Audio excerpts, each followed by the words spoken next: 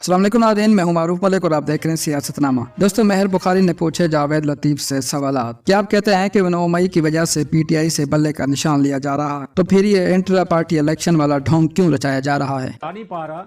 आप अभी 9 मई को छोड़ दें, इसके ऊपर तो मैं अपनी गलती मान लेता हूँ। हम क्लियर हैं, मुझे बात तो करने दें, मैं अपनी गलती मान लेता हूँ। समझाने में मुझे गलती हो रही है, मैं समझा देता हूँ दोबारा से, वजाहत कर देता हूँ दोबारा से। मैं ये कह रहा हूँ कि दो चीजें अलग हैं। आप जो सवाल कर रहे हैं, आप कह रहे हैं बल्ले का निशान, मैं कहता हूँ शेर का निशान, बल्ले का निशान, तराजू का निशान, तीर का निशान किसी से वापस नहीं लिया जाना चाहिए, किसी इंतकाम के इरादे से। मगर क्या आपका आइन कानून अगर आपको कहता है कि इंट्रा पार्टी इलेक्शन इस तरह होंगे, उस प्रोसेस को कोई अडॉप्ट नहीं करता, तो उस बुनियाद पे अगर कोई फैसला आता है जिस तरह बल्ले का फैसला है, तो क्या वो गलत है? और क्या पाकिस्तान की अदालतें, इन अदालतों से अगर वो फैसला इलेक्शन कमीशन का आप जवाब बना के कह रहे हैं कि वो गलत है, या आज के हाई कोर्ट के फैसले को आप गलत कह रहे हैं, तो इससे पहले भी अदालतों से ही मासूम कहा गया, अदालतों से ही गुड टू सी यू कहा गया। क्या उस फैसलों को, उन अल्फाज को भी आप मजम्मत करते हैं? ठीक, अब मैं एक सवाल भी आप सवाल करते हैं फेयर प्ले तक गुस्ताखी कर लूं सर। एक सवाल सर, इधर किसी माई के लाल को नहीं पता कि पीएमएलएन का इंट्रा पार्टी इलेक्शन किधर हुआ है, कब हुआ है, कैसे हुआ है। इधर किसी बड़े से बड़े रॉकेट साइंटिस्ट को नहीं पता कि पीपल्स पार्टी का कैसे हुआ है, बल्कि लतीफ खोसा अब क्योंकि पीपीपी छोड़ के आ गए, अब वो एतराफ करते हैं कि बंद कमरे में मैं पेपर भर के भेज देता था और आप सबकी क़यादतें जो है without any contest, without any competition, बिला मुकाबला क़यादत आके बैठ जाती है। अब जो आप सवाल कर रहे हैं ना, आप जो निशानदेही कर रहे हैं दीगर जमातों की, क्या दीगर जमातों में कोई ऐसी लीडरशिप आप बता सकेंगे जो 2002, 2008, 2018 के इंतखाबात में बाहर कर दी गई हो और इलेक्शन फिर भी करवा दिया गया हो? क्या आप ये बता सकते हैं कि किसी दुनिया के किसी कोने में किसी जमात की लीडरशिप को ताहत नाहल कर दिया गया हो? ये टिट फॉर टैट क्या हो आप रहा है? ये बता सकते हैं? साहब के अल्फाज मेरे नहीं है सर, ये टिट फॉर टैट ही हो रहा है। नहीं, एक सेकंड, मैं कत्तन मेरी ये सुने, मैं कत्तन ये कहने के लिए तैयार नहीं हूं, और ना ही ये समझा जाए कि मैं जो कोट कर रहा हूं ये जस्टिफिकेशन है। कत्तन ये जस्टिफिकेशन नहीं है। मगर मैं आपको महर ये जरूर कहना चाहता हूं कि क्या इमरान खान साहब ने आज तक जो कुछ 3.5 सालों में इक्तदार के दिनों में किया, क्या आज उस पर बहस हो रही है कि उसने पाकिस्तान की बर्बादी कर दी? क्या इस पे बहस हो रही है कि उसने 190 मिलियन पाउंड खा लिया? क्या इससे पर बहस हो रही है कि अल कायदा ट्रस्ट को कितनी जमीन चली गई?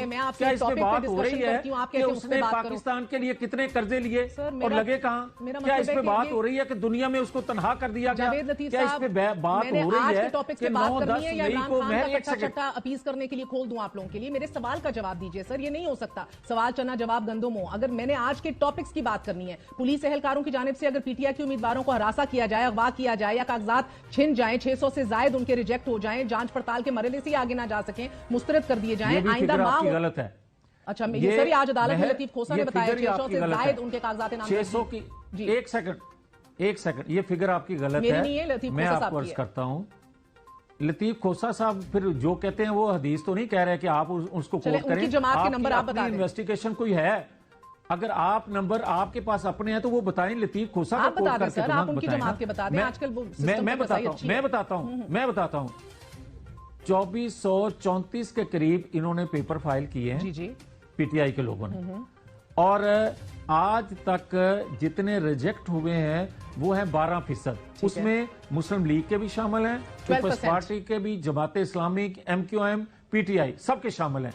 और 2013 में ये 14% कैंसिल हुए थे। मसला 12 और 14% का नहीं है, मसला है कि 14 और 12% के अंदर अक्सरियती किसके हैं। ये नहीं हो सकता एक जमात के 80-90% रिजेक्ट हो जाए, दूसरे के 10% रिजेक्ट हो और आपके बात। अच्छा ठहर जाए, मेरा सवाल सुन लें सर, सवाल सुन लें। आइंदा माह जो होने वाले अब इंतखाबात हैं, 4 हफ्ते रह गए, गैर जमहूरी तमाशे के अंदर ये तब्दील हो गए। ये आजाद उम्मीदवारों का, आजाद एनालिस्ट का कहना है, जिनको पिलडैट कह रही है, इनकी आवाजें भी दबाई जा रही हैं, मैं नहीं कह रही। नहीं महर, वजह क्या है? वजह यह है कि आप माहौल, आपसे मुराद मैं आपको नहीं कह रहा, ये एक माहौल बनाया जा रहा है बिफोर इलेक्शन, मगर उसमें कोई कोताहियां, कोई शाह से ज्यादा शाह का वफादार जो बनने की कोशिश करता है, वो ऐसे मौके दे रहे हैं, वो 2 हों या 4 हों या 50 हों। मगर क्या ये मुनासिब होगा कि आप किसी की बिला वजह पेपर रिजेक्ट कर दें? मैं तो कहता हूं मेरे हलके में देखें, मैंने खड़े होके किसी को एतराज नहीं करने दिया अपने मुखालफीन के मतलब के उनके पेपर रिजेक्ट ना हो जाएं।